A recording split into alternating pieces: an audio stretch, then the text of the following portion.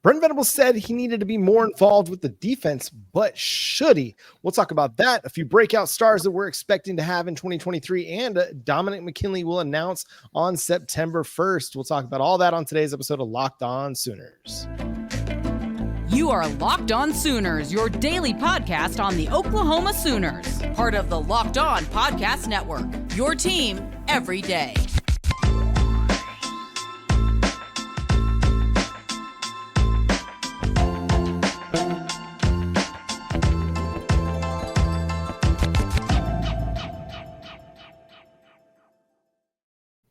What's up, Sooner Nation? Welcome to Locked On Sooners. Today's episode is brought to you by LinkedIn. These days, every new potential hire can feel like a high-stakes wager for your small business. That's why LinkedIn Jobs helps find the right people for your team faster and for free. Post your job for free at linkedin.com/lockedoncollege. Terms and conditions apply. My name is John Williams. You can follow me on Twitter at John9Williams. My buddy here is Josh Helmer. You can follow him on Twitter at JoshOnRef. You can also hear him Monday through Friday from 9 to noon on the KREF Sports app. And Josh, just a couple days away from the big one, week one, Oklahoma Sooners versus Arkansas State. Brent Venables took to the podium this week and mentioned that he probably needed to be more involved with the defense than he was last year. What are your thoughts on that?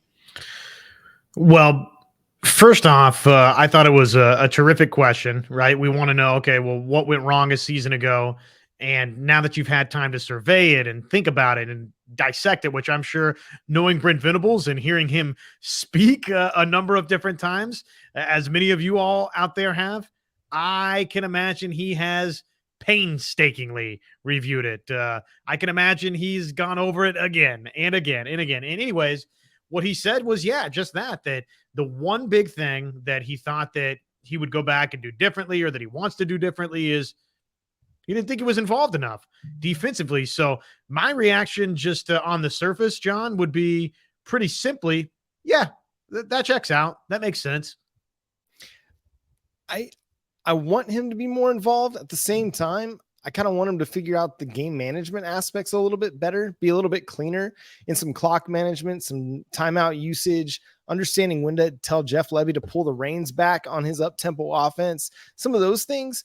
But if it's a game prep during the week kind of idea where he's going to be more involved in those meetings that are taking place with defensive coordinator Ted Roof and the defensive staff and the defensive players, then let me get Brent Venables more involved, because the reason you brought him here was to fix the defense and make it SEC ready. So you need his hand in that.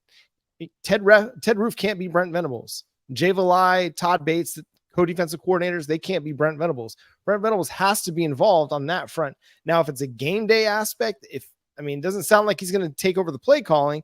Ted Roof was pretty adamant about that when he spoke to the media on Monday, that he calls the plays. Now, obviously, Brent Venables can override some of his decisions if he wants to.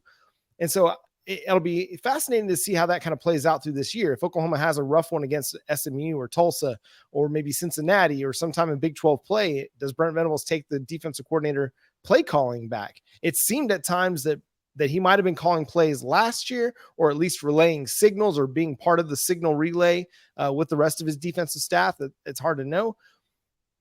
But the fact that you're going to be a little bit more involved when you're as bad as they were a year ago, you kind of have to be more involved. Right. The defense was terrible a season ago. So I would say that, yes, play to your strengths.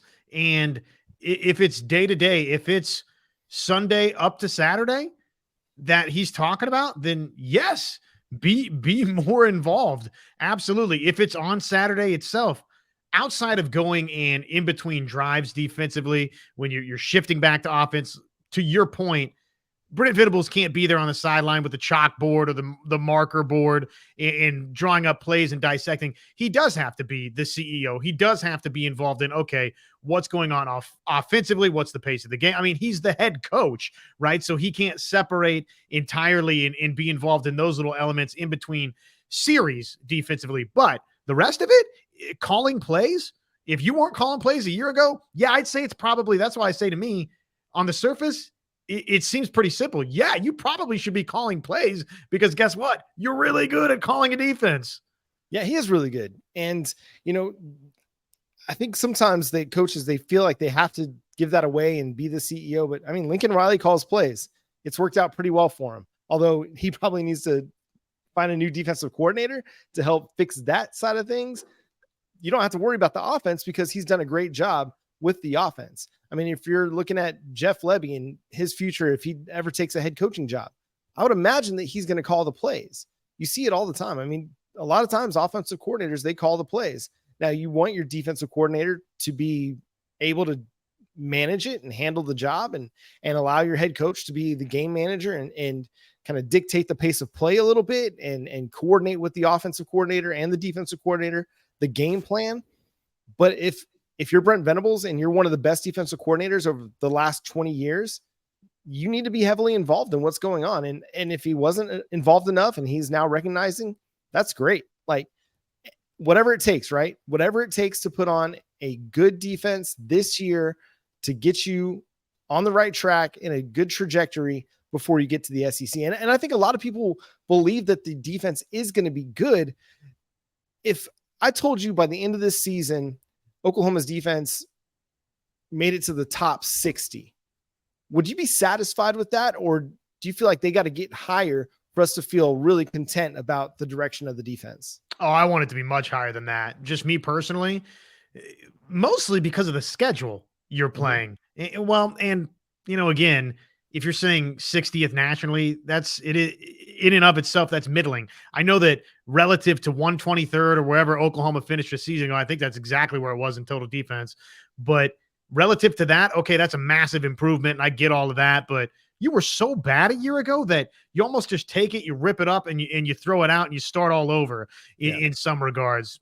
Obviously, you're not starting all over because it's year 2 and you're making progress. I get all of that. But in terms of where we were at in this ranking or that ranking, I don't want to hear about, oh my gosh, we jumped 60 spots to number 60 nationally. That doesn't cut it for me. It's Oklahoma football. So I want to get top 40, top 30, top 25. I think those are realistic goals to strive for if you're Brent Venables and if you're Oklahoma. And they did rip it up and toss it in the trash and start over basically with a retooled roster. I mean, they didn't hit the reset button completely, but they went and they were aggressive in the transfer portal.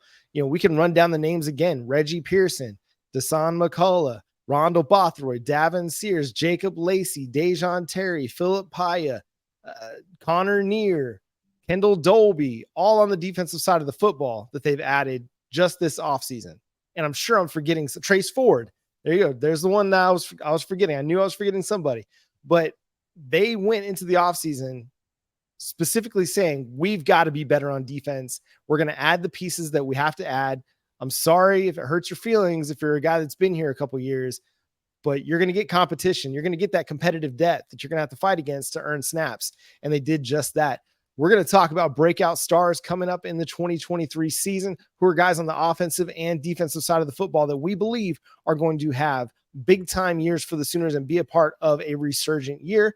But first, let me talk to you about our friends over at LinkedIn. These days, every new potential hire can feel like a high stakes wager for your small business. You want to be 100% certain that you have access to the best qualified candidates available. That's why you have to check out LinkedIn Jobs. LinkedIn Jobs helps you find the right people for your team faster and for free. I've been a part of hiring. I've worked in supervisory roles where you're looking at somebody from across the table. You've got their resume there. You're asking all the probing questions, and you still don't know that you know that you know, to steal a Brent Venables phrase, that they might be a good fit.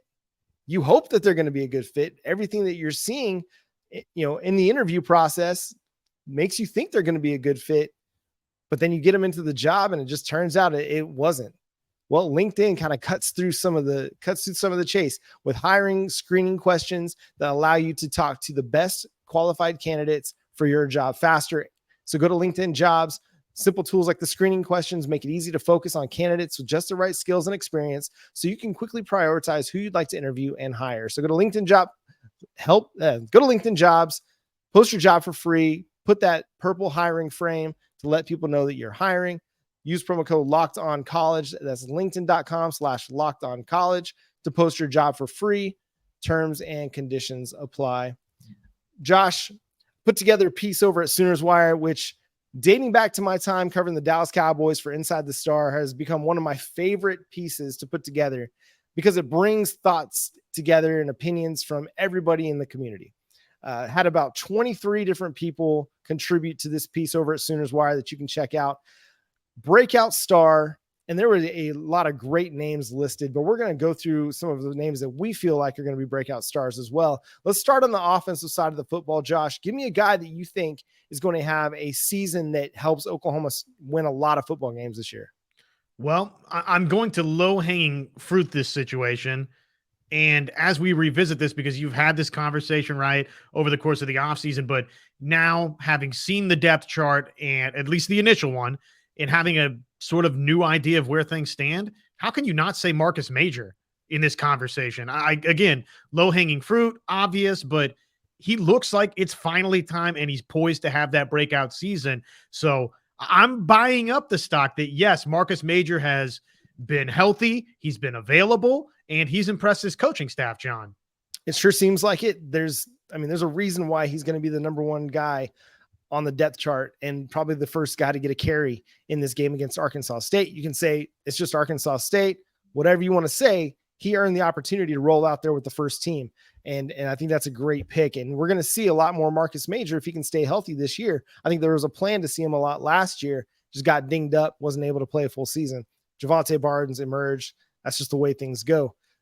Speaking with running back, I think a lot of people think Gavin Sawchuk is also going to be a guy that has a good year. It's really interesting to see, this whole running back situation, probably going to run 4 deep. I mean, Jeff Lebby, Brent Venables, the offensive coaching staff, DeMarco Murray, they've been really high on the depth that they have. And specifically Javonte Barnes, Gavin Sawchuk, Marcus Major, and Tawi Walker. And so it's not going to be surprising to see a lot of guys get a lot of looks this year and maybe not get 1,000-yard rusher. I mean, Oklahoma could lead the nation not the nation, because Army still runs that triple option, but lead at least the Power 5 in rushing and not have a 1,000-yard rusher because they're just rolling deep at the position. Now you could have a guy with 800, 900 yards, several guys like that, and then a couple guys with 500 yards apiece or something like that. But it wouldn't surprise me to see that to be the case. Another guy that I think on the offensive side of the football that's going to have a breakout year, someone that, you're already seeing him projected as a first-round pick over at the Athletics mock draft for the 2024 draft, and that's Tyler Guyton.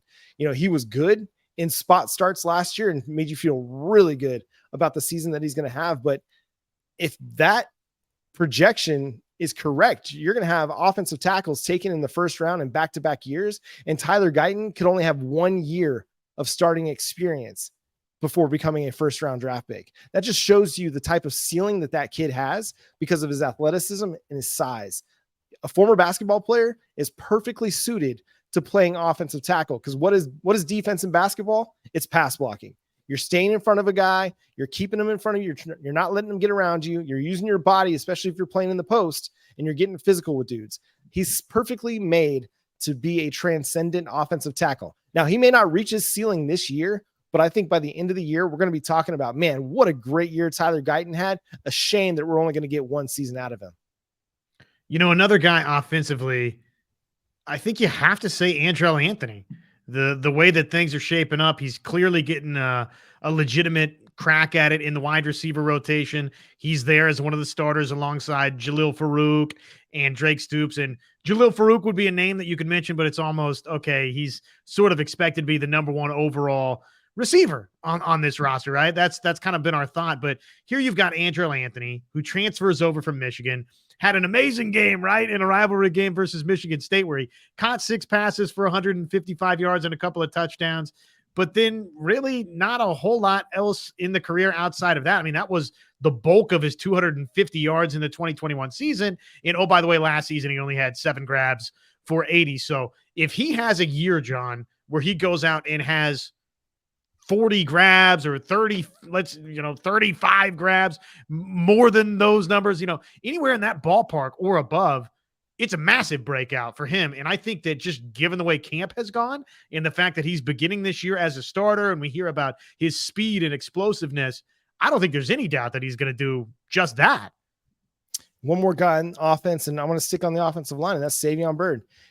I think left guard is pretty much solidified. Jeff Lebby kind of wanted to say, well, there might be a little bit more competition, but there were no ors at left guard on the depth chart, which to me means he's your starting left guard unless he plays himself out of that position. The physicality, the tenacity, he's going to help provide that element, that identity to the interior of the offensive line. And I like sandwiching him in between two really experienced guys like Walter Rouse and Andrew Raym. So a very fascinating group along the offensive line for the Sooners. Defensively, Josh, who's somebody that's going to break out for you this year? Well, would you like to take the low-hanging fruit or should I? Go for it. It's Justin Harrington, right? This is the guy that everybody's been waiting on, a la Marcus Major, and now he's won the gig. He's the starting cheetah, and I think, John, he won this job over somebody, and I'm probably guilty of this, forgetting this anyways, that Dasan McCullough is coming over, learning a brand new position in what is not simplistic, right? I'm sure the different things that Brent Venables is putting upon a cheetah is not, again, altogether simplistic. So while I think Dasan McCullough, when it's all said and done, is going to be a high NFL draft pick, I think he's a superstar talent defensively, John, when his career is over. To expect him to come right in and just be that guy in a different position for Oklahoma might have been naive of myself. Now, we'll see how he factors in throughout the course of this season, but okay, Justin Harrington beats him out. Somebody that I think is going to do all of those things over the course of his career at that position. So how can I not say that somebody who's had all this potential and he goes and beats somebody like that out in McCullough? I think that, yeah, he's going to be a star on this defense. I mean, he's got the athleticism, he's got the speed, he's got enough size to be the cheetah in a kind of a box safety style of cheetah. You know, somebody who, similar to Deshaun White, can cover a little bit, play in space, but is probably going to offer more athleticism, more speed than what you had with White. And again, has more time in the system, learning the system. And I don't think that means Dasan McCullough is not going to have a role.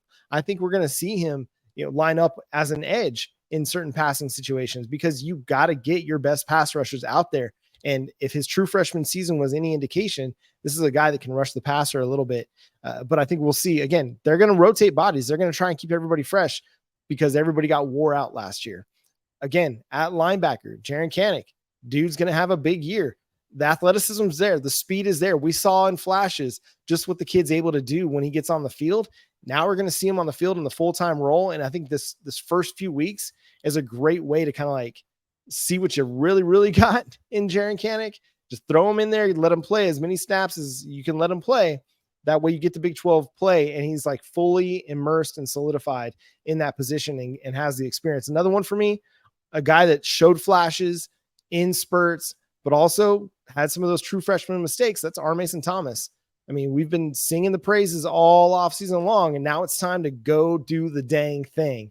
And I really think R. Mason Thomas is going to put everything that he's got in his bag of tricks and have a big season for the Sooners. I've had bold predictions projecting him to have a double-digit sack season. I think realistically, he's probably looking at, he could probably hit 7 or 8 because he's so twitchy, he's so athletic, and he's so fast. You get him on the field, and I think they're going to have far more third and long situations this year than they did a year ago, where they're going to be able to pin their ears back and get after the passer a little bit better going into this next season. So, any other defensive players that you feel like? Gentry Williams? I mean, Gentry Williams earned a starting role.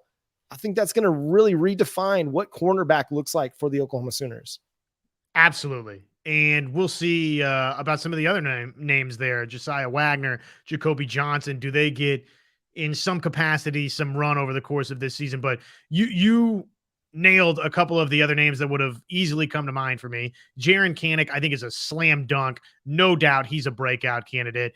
We've already seen just the raw athleticism, the sheer athleticism that he has, and that's what had Oklahoma fans like, okay, please, Brent, just put him on the football field. And now he's got his chance. And of course, everybody knows the story that he was committed to Clemson, and then Brent wasn't going to take him at Oklahoma, and he said, I'm going to go ahead and come to Oklahoma anyways. And so I just think the stars are clearly aligning there. And then obviously Oklahoma has a need at that opposite corner, and Gentry's won the gig.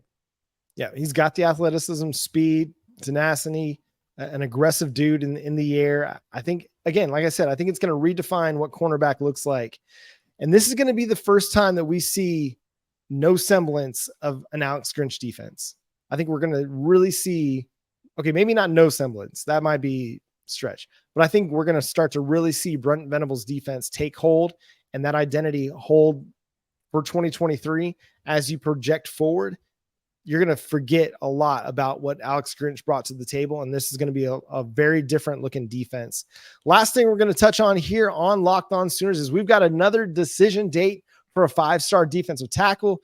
Dominick McKinley out of Louisiana is going to be announcing on Friday, September the 1st. Now, Josh, this is a recruitment that just a couple weeks ago seemed like, okay, Oklahoma was kind of out of it. There was a time where maybe it felt like Oklahoma had a really good shot at this. And then it seemed like the tide shifted away from the Sooners down to Austin, to the Texas Longhorns. But this week, the buzz has kind of started to recirculate. And now this could be kind of that last minute buzz, that last minute push from Oklahoma staff to really, throw all their chips on the table and really go all in for McKinley. And that's what's created that buzz. But Oklahoma is right in the thick of things with Texas A&M and Texas.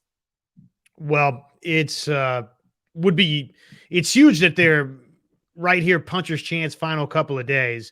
But obviously, it would be gigantic if Oklahoma could add Dominick McKinley to go along with David Stone. It's already been a great couple of years on the trail for Oklahoma. And I know that we all sort of got swept up in the Williams-Nwaneri sweepstakes. If you get Dominick McKinley to pair with David Stone, this class goes from what's going to finish as great, because I think you're getting Nigel Smith too, and there's a pretty good chance you might get Okoye. It goes from good to great. I mean, and from probably great to historic for Oklahoma, just given the positions that were the position in question that we're talking about for Oklahoma. So it would be massive if they can swing it. Obviously, you think about Texas and Texas A&M, who you'd be winning a recruitment over, only makes it bigger, given that, it's going to be, a couple of, longtime rivals and SEC rivals for OU. So, no, it's huge. There's really no way to overstate it. It'll be a massive decision on Friday for good or for bad. Yep. And you throw a haymaker and you just hope it lands. And, Todd Bates, I mean, he's showing his recruiting prowess. The Jaden Jackson thing didn't seem like it was going to happen either. It seemed like that was going to go Texas's direction. And then it flipped to Oklahoma kind of at the last second, at the buzzer. Potentially they could pull off something else here. We'll talk about it after it happens. We'll see where it lands. But again, Oklahoma's in the mix. May not happen for the Sooners, but you got to be in the mix in order to get a decision, Josh. And if this happens for Todd Bates and for Oklahoma, you just think about what he's done in this class. And again, I know there was understandably some upheaval, some unrest in Sooner Nation when the Nwaneri decision went a different direction. And though that's not directly related to Todd Bates, it's almost like he kind of caught some collateral damage. And then all of a sudden it's like, well, we're not going to get Stone either. Okay, well, now you've landed Stone. Now you've gotten Jackson. If you win here, John, any of the things that were negatively said about Todd Bates by Oklahoma fans, now you can't really say any of those anymore in a hurry about Todd Bates. Now, all of a sudden, you've knocked at the door and he's come and answered the door, answered the phone call and said, yes, I'm Todd Bates. Here's what I do. I land big time recruits. Can't wait to see what happens, and we'll have it covered here on Locked On Sooners. Make sure to subscribe to the show wherever you get your podcasts. We're free and available on every platform and on YouTube. Hit that notification bell to let you know when new episodes drop. Follow Josh on Twitter at JoshOnRef. You can follow myself on Twitter at John9Williams. The show is at Locked On Sooners, and we got a game to talk about. I'll give you my predictions. Josh is going to be covering some high school football when we record our next episode, but I'll give you my prediction for the show. Maybe we'll get Josh to record his prediction and we'll play it on the next episode as well. We'll have all kinds of stuff to talk about to get you ready for Arkansas State, and we'll cover the aftermath as well here on Locked On Sooners. So make sure you're tuned in. But until next time, he's Josh Helmer. I'm John Williams. Boomer Sooner.